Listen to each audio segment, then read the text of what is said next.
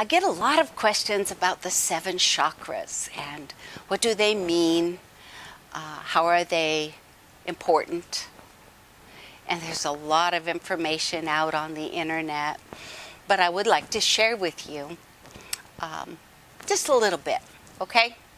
Our base chakra is at the base of the spine, and that chakra is usually connected with the color red and the essence of fight or flight, and it is the base of the Kundalini spirit.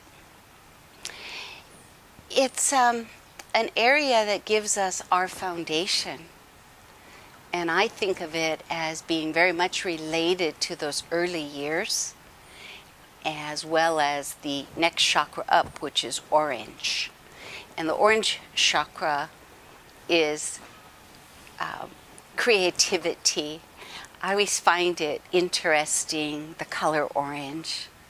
It's a beautiful color, and yet you don't see a lot of people wearing and expressing it, but it is used as a very spiritual color in the ochre color in some spiritual sects, and it is about your creativity, your self-expression. Both the first and second chakra are injured and shut down by abuse, whether physical or sexual. And I do see a lot of blocks there. If that is sadly something you've experienced, as I have, you do want to seek not necessarily chakra clearing, but some help in overcoming those issues, or the energy really cannot fully rise past that. You hear people say, I can't get past something. Well, those are some issues that are hard to get past. And we have a lot of issues on the earth plane. The first 3 chakras make a triangle energy. Okay? And so the red, the orange, and then we have the yellow. We hear about people being yellow-bellied.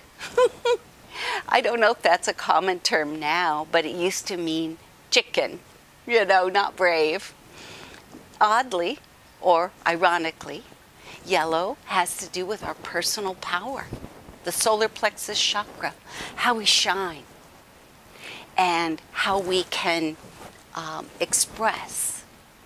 And you have to feel a little bit safe to do that, right? So working on each chakra in order, I suppose, is what I'm getting at. Next chakra up, your heart chakra. And we want to be open wide in our heart, and we also want to know when to have our boundaries. And the heart chakra has all to do with that.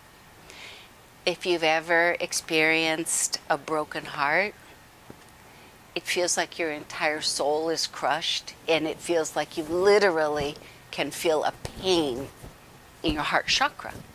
And this is because the aperture of that chakra literally is squeezing. You're trying to protect yourself in your heart from that pain. And when you feel a great spring day and you're on top of the world, don't you just feel like going like this? Right? Because you're opening to take it all in. I love that one of the biggest colors of use on our planet is green. And I think that was a very positive statement by Creator. Moving up to the third chakra, moving on up to the throat chakra, which is usually acquainted with blues of all colors and communication.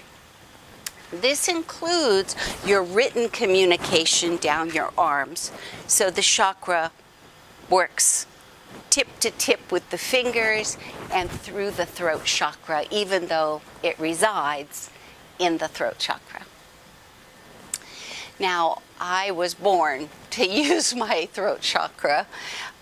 Don't think there's any question about that, but I did go through blocking of it, as anyone does. And that particular chakra, what I did was use some blue stones that I wore right at the throat chakra. And I also had a cobalt blue glass that I filled with water. And I just love this story. Spirit told me how to do this. And I put the cobalt blue glass out each morning after I had sipped from it, and left it for an entire moon and sun cycle in the windowsill. And the next day I would drink it with an affirmation to awaken and clear that always I would speak truth in a gentle, loving manner. I had a lot of trouble with my chakra if I ever had to say no, if I ever had to say something negative. And that's not balance, is it?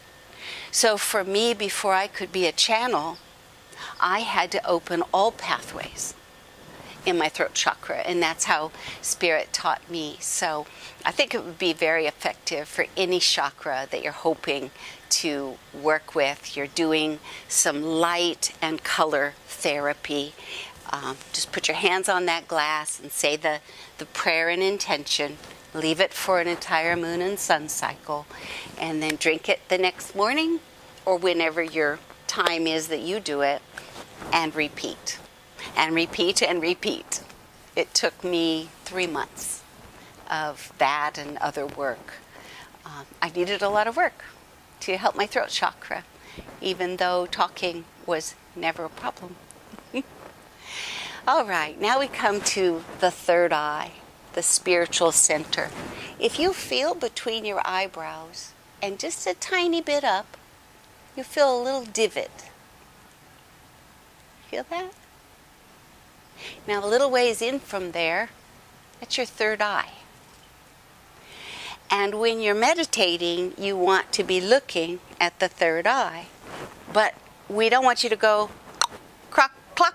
kind of cross-eyed, right? So you're looking at the third eye about 2 inches out from it, and that whole area, because we do not exist only in our physical body, do we? We exist in our auric fields as well. So you're not missing anything. You're looking at the actual energy of the third eye when you're doing that.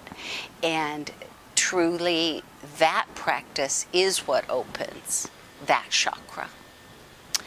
And the crown chakra is the color white or light lavender. It's the purity.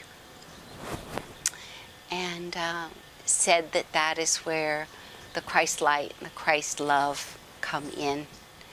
In reality, the third eye, here to the back of the occipital, is the seat of Christ light. And I think I failed to mention that the color of the third eye is indigo. Whatever color you see when you're looking at your chakras might give you an indication of something that you need to work on or something that's misplaced, because you're not always going to see just the pure and simple colors that identify the chakras. A lot of people ask me, how often should I have my chakras cleared? Well, Holy Spirit opens your chakra system, and through a great mentor, Holy Spirit opens your chakra system. But you do not want, and you cannot have, things open that you're not ready for. It's not like an inheritance from grandmama or pop. You earn it. You earn it through your personal devotion. That's what opens your chakras. That's what awakens Kundalini. And even though a great and powerful teacher or guru can ignite that, Shaktipat, awaken your Kundalini, but only because you're ready. So how often should you? Gosh, if you're having someone work on your chakras and open them, what you're really having is a clearing, right? And a awakening and inspiring. And so maybe they can't blast everything wide open. You have to earn that, as I said. But if you are seeking to have that done, then you are ready to have some of that assistance. I hope that makes sense. And I do think that any time you feel that you want your chakras worked on, opened, the spinning, it's kind of a chiropractic or healer adjustment to how your chakras are working. And it's very helpful to have a healer point out when energy is low in a particular chakra and needs your attention, and this takes you to the next stage of awareness. What do I need to do next for a particular chakra? So there's a lot that can be done.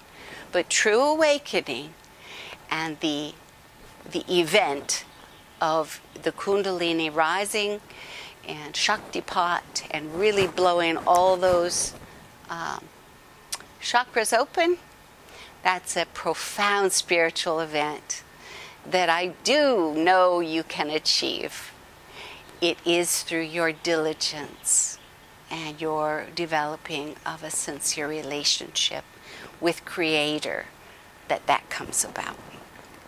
Blessings to you forever and ever and ever.